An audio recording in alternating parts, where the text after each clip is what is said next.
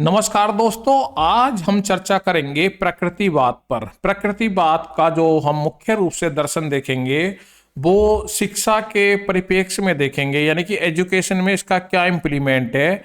यानी कि प्रकृतिवादियों के अनुसार शैक्षिक विचार उनके क्या हैं, इसको हम समझने का प्रयास करेंगे।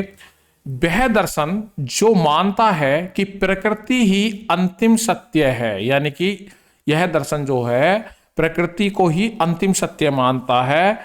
जैसे कि आपने देखा था कि आदर्शवाद में वो जो हैं एक परमात्मा को या ब्रह्म को अंतिम सत्य मानते थे, परलोक को अंतिम सत्य मानते थे। यथार्थवादी कहते थे कि ये भौतिकी जगत जो है अंतिम सत्य है, लेकिन यहाँ ये जो है सब कुछ करता धरता प्रकृति को मानते हैं। अंतिम सत्य क्या है? प्रकृति है, बाकी सब चीज जो है अपरिवर्तनशील है। तो इसके जो मुख्य बिंदु देख लेते हैं। यह विचारधारा केवल भौतिक ब्रह्मांड में आस्था रखती है और अध्यात्म को कोई महत्व नहीं देती। यह प्रकृति को ही ब्रह्मांड का कर्ता मानती है और कारण मानती है। प्रत्येक वस्तु प्रकृति से ही जन्म लेती है और उसी में विलय हो जाती है। और व्युत्पत्ति जो हुई है, यानी कि इसकी उत्पत्ति जो हुई है वो ही है नेचर प्लस इज्म, यानी कि प्रकृतिवाद, जो प्रकृति से संबंधित विचारधारा को कहा गया है यहां पर। अब इसमें देख लेते हैं आदर्शवाद बनाम प्रकृतिवाद, इन दो दुनियाओं में कैसा टकराव है, इन दो विचारधाराओं में। आदर्शवादी कहते हैं कि अंतिम सत्य आध्यात्मिक जगत और ईश्वर है। प्रकृतिवादी कहते हैं अंतिम सत्य भौतिक प्रकृति है और पदार्थ है। ब्रह्मांड की जो रचना की है ईश्वर ने की है आदर्शवादियों के अनुसार, और प्रकृतिवादियों के अनुसार ब्रह्मांड की रचना जो है प्रकृति ने की है। और मुख्य फोकस क्या है इसका आदर्शवाद का? आत्मा, परमात्मा, मूल्य और विचार। और यहां पर मुख्य फोकस है प्रकृतिवादियों का पदार्थ, प्राकृतिक नियम, इंद्रियों द्वारा प्रत्यक्ष अनुभव। तो ये जो है इनमें मुख्य डिफरेंस है, आप अब तक ये समझ गए होंगे। अब प्रकृतिवाद को जो है यहाँ पर मूल सिद्धांतों की बात कर लेते हैं। प्रकृतिवाद के अनुसार जो मूल सिद्धांत हैं, सबसे पहला मूल सिद्धांत है भौतिक संसार ही सत्य है। इसके परे किसी आध्यात्मिक या परलौकिक संसार का कोई अस्तित्व नहीं है, यानी कि जो भौतिक संसार है यही सत्य है जो प्रकृति ने निर्मित किया है। ईश्वर और धर्म में जो है ये विश्वास नहीं करते। यह पूरी तरह से भौतिकवादी और पदार्थवादी दर्शन है। प्रकृतिवाद के नियम अपरिवर्तनीय हैं। ये नियम सर्वोच्च ब्रह्मांड को नियंत्रित करते हैं, यानी कि प्रकृतिवाद में प्रकृति जो है, जो प्रकृति के नियम हैं वो सबके लिए बराबर हैं, इसमें कोई परिवर्तन नहीं है। और यही प्रकृति के नियम, ये प्राकृतिक शक्ति पूरे ब्रह्मांड को जो है नियंत्रित करती है। ज्ञान का आधार इंद्रियां हैं। सच्चा ज्ञान अनुभव और प्रत्यक्ष अवलोकन से प्राप्त होता है, ना कि किसी ईश्वरीय या किसी रहस्य में दिव्य आत्मा से। कहने का मतलब यह है कि प्रकृतिवादी कहते हैं जो भी हमें ज्ञान प्राप्त हो रहा है वो प्रकृति के माध्यम से, हमारे जो प्रकृति ने हमें जो शक्ति दी है, आंख, कान, नाक, तो उसके माध्यम से हमें जो ज्ञान प्राप्त होता है वही सत्य है, ना कि किसी लौकिक, परलौकिक या किसी अन्य काल्पनिक चीजों को हम ज्ञान मानते हैं।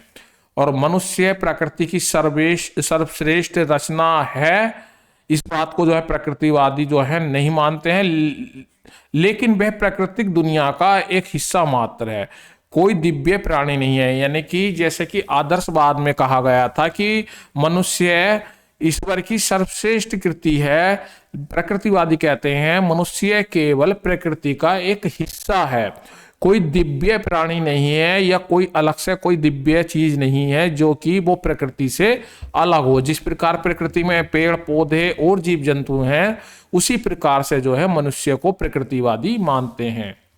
अब प्रकृतिवादी में शिक्षा का केंद्र जो है वो होता है बालक। प्रकृतिवादी कहते हैं कि प्रकृतिवाद के अनुसार शिक्षा का केंद्र बालक होना चाहिए। शिक्षा बालक के लिए है, ना कि बालक शिक्षा के लिए, प्रकृतिवादी मानते हैं। देखिए, बालक को इन्होंने बीच में रखा है और पाठ्यक्रम, शिक्षक और अनुशासन इसके चारों तरफ है। कहने का मतलब यह है कि बालक के लिए शिक्षक है, पाठ्यक्रम है, अनुशासन है, ना कि बालक को जो है विवश करने के लिए लोग। देखिए, इसे समझ लेते हैं, शिक्षक, पाठ्यक्रम और परीक्षा से ऊपर बालक को स्थान दिया गया है। और बालक की स्वाभाविक रुचियों, क्षमताओं और विकास की अवस्थाओं पर ध्यान केंद्रित किया जाता है। और प्रकृतिवादी शिक्षा में बाल केंद्रित शब्द का प्रयोग सर्वप्रथम जॉन एडम्स ने किया था। जॉन एडम ने बताया था कि शिक्षा में बालक को जो है बालक को ही केंद्र में मान के पाठ्यक्रम निर्माण करना चाहिए, शिक्षण विधियों का यूज करना चाहिए, अनुशासन बनाना चाहिए और शिक्षक का भी प्रयोग बालक को ध्यान में रखते हुए करना चाहिए। तो यहाँ बाल केंद्रित शिक्षा व्यवस्था की बात प्रकृतिवाद करता है। प्रकृतिवादी शिक्षा क्या हासिल करना चाहती है, मतलब इसके उद्देश्य क्या हैं? तो इसके उद्देश्य होंगे आपके जीवन संघर्ष के लिए तैयार करना, बालक को आत्मनिर्भर बनाना ताकि वह अपने अस्तित्व के लिए संघर्ष कर सके। यानी कि बालक को ऐसा बना दो कि वो प्रकृति की गोद में रहते हुए इतना कठोर बन जाए, ऐसा बन जाए कि वो किसी भी परिस्थिति से लड़ने के लिए या किसी भी परिस्थिति में जीवित रहने के लिए वो तैयार हो जाए।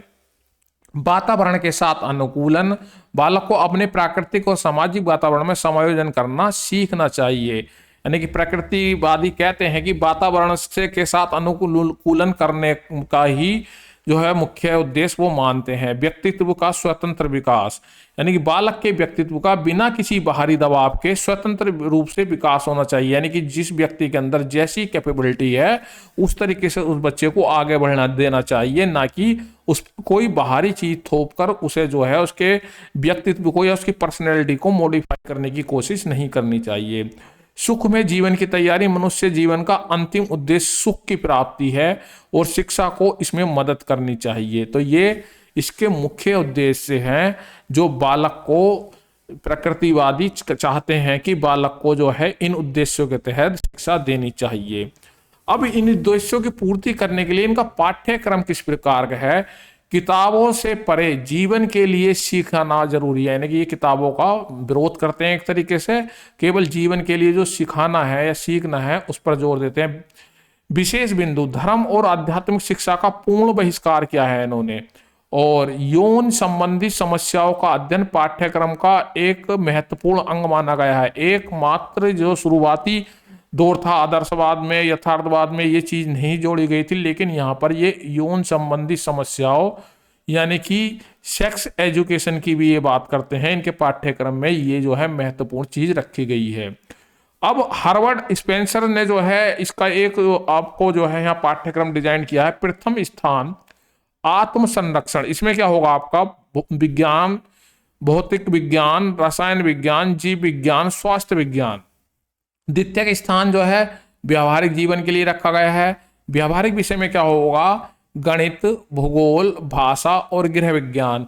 और तृतीय स्थान जो है मनोरंजन को दिया गया है, कि संगीत और साहित्य, कला से संबंधित जो भी आपके विषय हैं। तो ये पाठ्यक्रम यहाँ पर प्रकृतिवादियों के अनुसार देखने के लिए मिलता है। अब अनुभव ही श्रेष्ठ शिक्षक है। अब यहाँ शिक्षक के बारे में यहाँ पर बातें हैं। जो अनुभव है जिस आदमी को, तो वही श्रेष्ठ शिक्षक है, ना कि किताबी रटंती विद्या वाला कोई शिक्षक। कोई डिग्री लेकर कोई शिक्षक बन गया है तो उसे आप शिक्षक नहीं कह सकते। मुख्य सिद्धांत क्या है? पुस्तकीय ज्ञान और रटने की घोर विरोध करता है प्रकृतिवाद। प्रकृतिवादियों के अनुसार करके सीखना, अनुभव द्वारा सीखना, खेल द्वारा सीखना और प्रत्यक्ष निरीक्षण और अन्वेषण द्वारा सीखना जो है प्रकृतिवादी जो है इसे मानते हैं और इसी ऐसे ही शिक्षक को अच्छा मानते हैं। शिक्षक का जो रोल है वो क्या है? मंच के पीछे का मार्गदर्शक। यानी कि बच्चे यहाँ पर खुद स्वयं सीख रहे हैं, जिसकी जो रुचि है वो कर रहा है और वो सीख रहा है। शिक्षक क्या है? यहाँ सिर्फ एक इनका जो है खड़ा होकर निगरानी कर रहा है और पीछे से वो जो है यहाँ एक तरीके छोटा मोटा दिशा निर्देशन या उनके लिए परिस्थिति क्रिएट करके दे सकता है। उन्हें कोई प्रॉब्लम आ रही है तो अपनी मनमानी नहीं चलेगा। बच्चे